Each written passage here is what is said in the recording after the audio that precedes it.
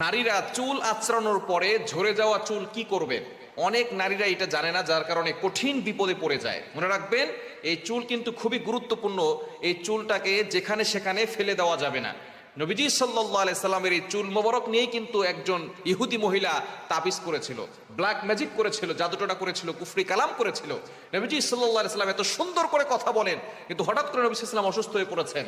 এক ইহুদি মহিলা তার চুল মোবারক নিয়ে 11টা গিরা দিয়ে তারপর এক কূপের মধ্যে ফেলে দিয়েছিল। নবীজি সাল্লাল্লাহু আলাইহি সাল্লামের কাছে জিবরাইল আলাইহিস সালাম এসে বলেন, ইয়া রাসূলুল্লাহ, ইয়া হাবিবাল্লাহ, অমুক মহিলা আপনাকে জাদু করেছে। নবীজি সাল্লাল্লাহু আলাইহি সাল্লামের উপরে দুইটা সূরা নাজিল হলো, সূরা ফালাক এবং সূরা নাস। এই সূরা দুটো দিয়ে নবীজি সাল্লাল্লাহু আলাইহি ওয়াসাল্লাম এক একটা আয়াত করে ফু দিয়েছেন, এক একটা গিরা খুলে গিয়েছে।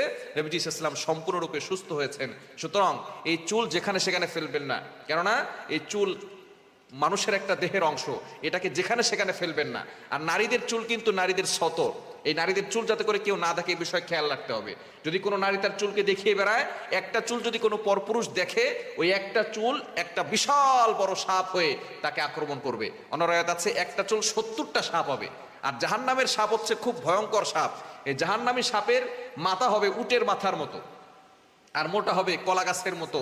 বিশাল বড় বড় এই সাপ আপনাকে আক্রমণ করবে। সুপারি গাছের মতো বিশাল লম্বা হবে এই সাপগুলো। যদি আক্রমণ করে, একটা আক্রমণ করলে, একটা আঘাত করলে 40 বছর ধরে তার ব্যথা মানুষ অনুভব করবে। সুতরাং কতটা ভয়ঙ্কর হতে পারে একটু চিন্তা করে দেখেন। নবী সাল্লাল্লাহু আলাইহি ওয়াসাল্লাম তিরমিজি শরীফের হাদিসে জানিয়ে দিয়েছেন। এজন্য যারা চুল মানুষকে দেখিয়ে বেড়ায় তারা কিন্তু খুব বিপদে পড়ে যাবে। এজন্য চুল যখন আঁচড়াবেন তখন অবশ্যই যে চুলগুলো ঝরে পড়ে যায় সেই চুলগুলো আপনি মাটিতে পুঁতে ফেলবেন, এটাকে যেখানে সেখানে ফেলবেন। অনেক কাছে চুল বিক্রি করে, খবরদার, এটা সম্পূর্ণরূপে হারাম। চুল বিক্রি করা যাবে না, যেহেতু সেটা পড়ে গেছে, এটা আপনার দেহের একটা অংশ, এটাকে গোপন রাখতে হবে। অনেকগুলো জমিয়ে তারপরে আপনি যখন মাটি পাবেন সেই মাটিতে আস্তে করে পুঁতে ফেলবেন। এটাকে আপনি যেখানে সেখানে মানুষের কাছে দেখাবেন না এবং যেখানে সেখানে ফেলে দিবেন না। তাহলে হতে পারে আপনার আত্মীয় স্বজন এই চুল নিয়ে আপনাকে জাদু করতে পারে, আপনাকে বান মারতে পারে, ব্ল্যাক ম্যাজিক করতে পারে, আপনাকে ক্ষতি করতে পারে, আপনি বিপদে পড়ে যেতে পারেন। এই চুল যেখানে সেখানে ফেলবেন না, কেননা দূরের লোকরা কিন্তু ক্ষতি করতে পারে না। দূরের লোকরা আপনাকে কষ্ট দেওয়ার সাহসও পাবে না, কষ্ট দেয় কিন্তু কাছের লোকরা। কাছের লোকরা যারা আপনার আশেপাশে আছে, আপনার কাছে বারবার আসে, আপনার সামনে সুন্দর করে কথা বলে, আপনার সামনে হাসে, আপনার প্রশংসা করে, এরাই পিছনে গিয়ে আপনার গীবত করে। সুতরাং দূরের লোকরা আপনাকে কষ্ট দেওয়ার সাহসও পাবে না, আঘাত করার সাহসও পাবে না।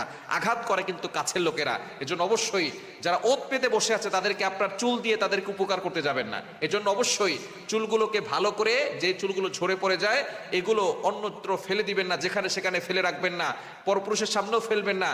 এটাকে ভালো করে দলামোচ করে অথবা কোনো জায়গায় জমা করে রেখে এরপরে যখন সুযোগ হবে তখন আপনি মাটি নিচে পুঁতে রাখবেন ইনশাআল্লাহ। তাহলে